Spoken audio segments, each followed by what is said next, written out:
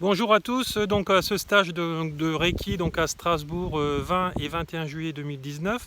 Donc on va voir un sujet aussi important qui a été soulevé lors de cette journée, c'est quelle est la différence entre une peur et une intuition. Quelle est la véracité des choses, qui est vrai ou pas vrai, et comment je peux diagnostiquer si c'est une intuition ou si c'est une peur. Donc vas-y, tu peux...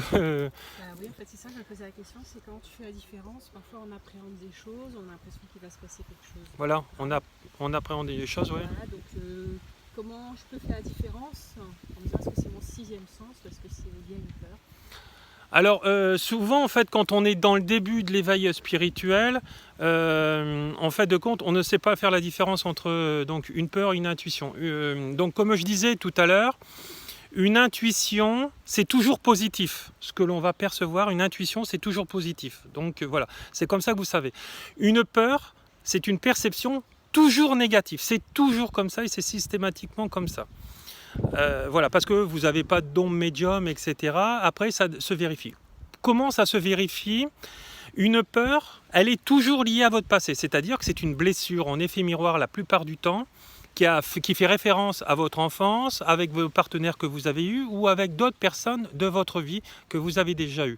Donc, quand vous avez cette peur, tout de suite, vous faites référence. Est-ce que, avec ce monsieur-là ou avec cette situation-là, est-ce que je ne l'ai pas déjà vécu avant? Vous allez avoir la réponse oui. Systématiquement, c'est souvent oui. Parce que c'est lié par rapport à la famille, papa, maman, les enfants, etc. Et donc, vous avez tous les mêmes schématiques à régler en vous, etc. Donc, c'est comme ça.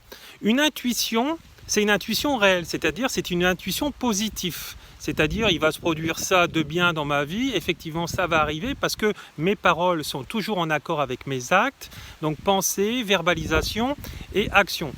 Ce que je vais semer, je vais forcément le récolter. Si je suis irrespectueux envers mon conjoint, je vais forcément avoir un non-respect de lui-même. Et si j'ai peur, par exemple, qu'il me trompe, je vais attirer des femmes qui vont le draguer, etc. Et ça pourra peut-être aller plus loin même. Voilà, donc ce que je vais penser, mes peurs ne sont qu'une projection de mon passé, de cette vie et de mes incarnations précédentes. Et voilà, mon intuition, c'est quelque chose de positif qui va m'arriver de bien. Il n'y a jamais de mauvaise intuition, jamais.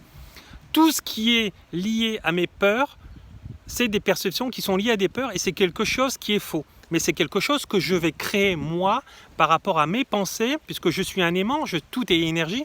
Vu que je vais y penser, vu que ça va devenir obsessionnel, je vais le créer, je vais l'attirer dans ma vie, etc.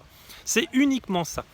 Voilà, donc voilà, j'ai bien diagnostiqué dans le discernement et non dans le jugement.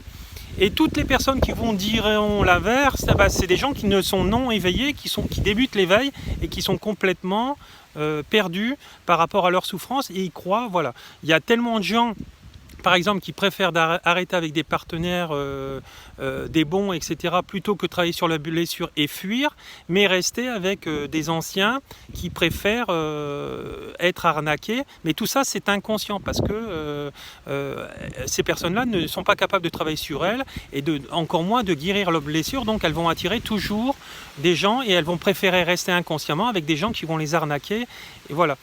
Donc tout est vibratoire. Si vous décidez, c'est ce que j'arrête pas de dire, de voir que le positif dans votre vie, même s'il y a des choses qui ne vont pas, regardez, vous allez guérir chez l'autre et chez vous-même ces situations et vous allez attirer que le bonheur, les belles choses dans votre vie. Mais si vous décidez de regarder que les côtés sombres, votre vie, vous allez annuler votre vie de couple, etc., en attirant des situations négatives, etc.